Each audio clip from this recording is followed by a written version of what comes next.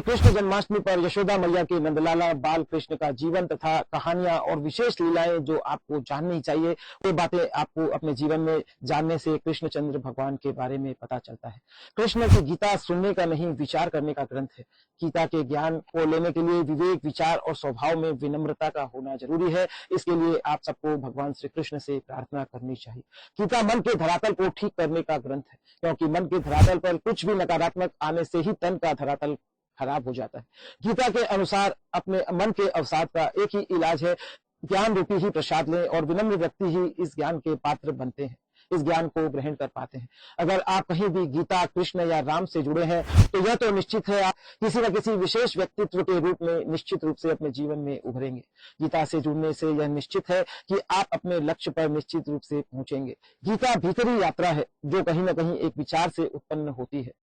गीता दुनिया में प्रथम मोटिवेशनल स्पीकर भगवान श्री कृष्ण का अर्जुन को विषाद से निकालने का ग्रंथ है। पहला यह प्रयोग है। हर आने वाली पीढ़ी को विषाद से निकालने के लिए गीता एक योग है, एक दिव्य ग्रंथ है। गीता को राष्ट्रीय ग्रंथ घोषित करने की जरूरत है। बिखरे हुए मन को समेटने की बातें हमारी गीता सिखाती है। गीता किस तरह विचारहीन व्यक्ति सत्य की ओर न देखकर अपने निर्णय लेता है, यह बात हमें गीता बताती है। गीता सिखाती है किस तरह विचारहीन व्यक्ति परिणाम की तरफ नहीं देखता और सिर्फ वर्तमान को देखकर अपने निर्णय ले लेता है। कृष्ण की गीता से जुड़ने वाले व्यक्ति के जीवन में सही निर्णय लेने, सही मार्ग में जाने, सही विचार करने के अतिरिक्त और कोई विकल्प नहीं रहता, क्योंकि कृष्ण उसे गलत करने ही नहीं देते। कृष्ण एक बार जिसे पकड़ लेते हैं उसे सही रास्ते पर लाकर ही छोड़ते हैं। अगर आपके जीवन में कृष्ण है, गीता है, तो यह निश्चित है आपको इतने अच्छे व्यक्तित्व, इतना सुंदर व्यक्ति भगवान श्री कृष्ण बना ही देंगे जैसा आपने कभी सोचा ही नहीं। अगर हम कृष्ण जैसे स्वर्णकार के हाथ में पड़ जाए तो स्वर्णकार जैसे एक सोने के टुकड़े को तराश कर सुंदर बना देता है, उसी तरह अगर हम कृष्ण गीता या गीता मर्मज्ञ किसी गुरु या मित्र के साथ जुड़ जाए तो हम सुंदर व्यक्तित्व के रूप में उभर जाते हैं। हमारा जीवन सुंदर बन जाता है। गीता का मार्ग एक सत्य का मार्ग है। सत्य परेशान हो सकता है किंतु पराजित नहीं हो सकता। तन के धरातल पर घटने वाली प्रत्येक घटना किसी न किसी मन के धरातल पर घटी हुई घटना का परिणाम होती है। गीता मानव के मन की संभावना की समझ का ग्रंथ है। गीता मानव के मन की किताब है। गीता और अर्जुन के माध्यम से भगवान हमें यह संदेश देते हैं कि अगर नीति और प्रारब्ध के फलस्वरूप अगर हमें युद्ध जैसी स्थिति भी श्री कृष्ण की तरह मिले तो हम जिस परिस्थिति में हो वहां खड़े होकर सिर्फ अपने कर्म का निर्वाह करें। गीता मित्रों और साथियों एक विचार है, जरूर इस गीता पर चिंतन करना चाहिए। दुर्योधन के जीवन में हम देख सकते हैं, दुर्योधन विचार करना नहीं चाहता। किसी भी परिणाम को विचार किए बिना ही अपने जीवन में वह प्रयोग करने की जल्दबाजी करता है। इस वजह से वह इतने बड़े युद्ध को हार जाता है। जीवन में कृष्ण जैसा मित्र हो तो युद्ध में भी आनंद आने लगता है। कृष्ण हमसे केवल यही चाहते हैं कि हम जीवन के युद्ध का आनंद लें, कृष्ण को अपने साथ रखें। और अगर कृष्ण हमारे साथ है तो हम हर परिस्थिति में अपने कर्तव्यों का पालन करते रहे तो जीत हमारी निश्चित होनी है। कृष्ण हमारे जीवन के युद्ध को उत्सव स्वरूप बनाना चाहते हैं। वह चाहते हैं कि हम जीवन की हर परिस्थिति को उत्सव के रूप में देखें, हर परिस्थिति में हम समता बनाए रखें, खुश रहें। कृष्ण की गीता हमें पत्र लिखकर अपने विचारों, अपनी चुनौतियों को कृष्ण के समक्ष प्रस्तुत करने की प्रेरणा भी देती है। हमारे जीवन में जो भी चुनौतियां हों उन्हें हमें कागज पर लिखकर कृष्ण के पास पत्र के रूप में भेजना चाहिए।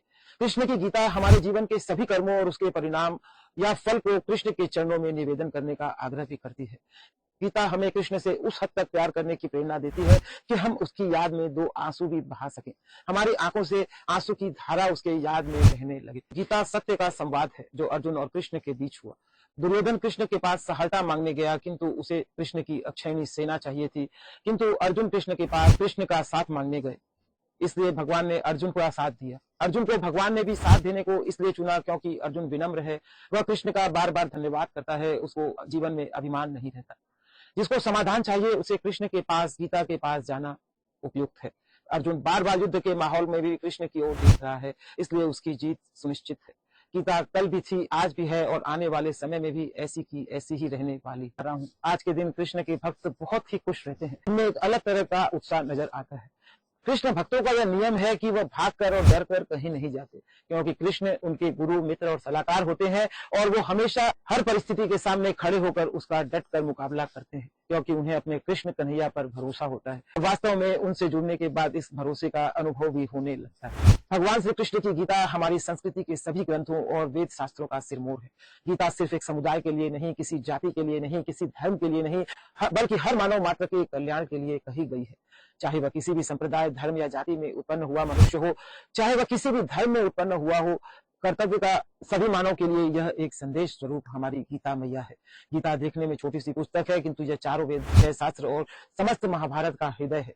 कर्म करते हुए अगर हम कृष्ण की ओर देख रहे हैं तो आपको यह समझ लेना चाहिए कि जीत आपकी निश्चित है। अगर आप कर्म को करते हुए संसार को देख रहे हैं तो आपकी हार निश्चित है, क्योंकि संसार में सिर्फ दुख है और कृष्ण के पास सिर्फ जीत और खुशियां हैं। कर्म के साथ साथ आपको कृष्ण को अपना साथी बनाने से ही जीवन में सद्गति मिल सकती है। कर्म से भागने वाले को कुछ भी नहीं मिलता, यह भी बात आपको गीता सिखाती है। किसी कायर को भगवान कभी नहीं मिलते, किसी न किसी कर्म करने वाले को ही ईश्वर मिलता है। स्वयं को साधने के लिए संसार से श्रेष्ठ कोई प्रयोगशाला नहीं है, गीता यह भी कहती है।